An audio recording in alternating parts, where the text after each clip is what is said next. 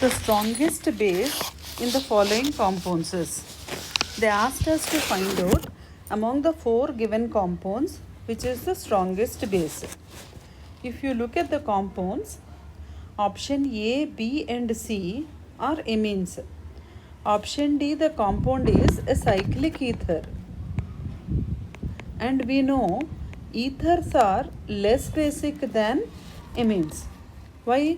In ethers, the lone pair is there on more electronegative oxygen. Whereas in amines, the lone pair is there on nitrogen, which is less electronegative than oxygen. So amines are more basic than ethers. So options D ruled out. Now let us see A, B, C. In option C, the compound is pyrrole,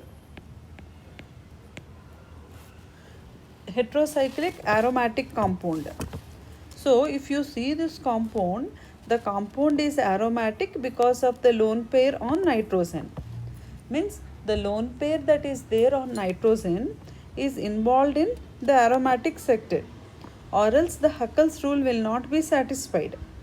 So this nitrogen will not show any tendency to lose its lone pair.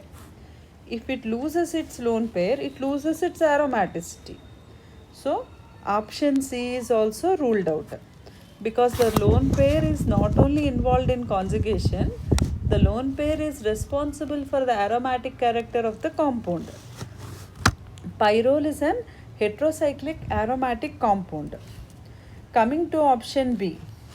Option B is pyridine. Pyridine is also an aromatic compound, but the lone pair on nitrogen will be outside the plane of the ring. Okay, the lone pair is not involved in the aromatic sectet. So coming to option B and option A, they asked which is strongest base here. In option A, the lone pair is not involved in conjugation.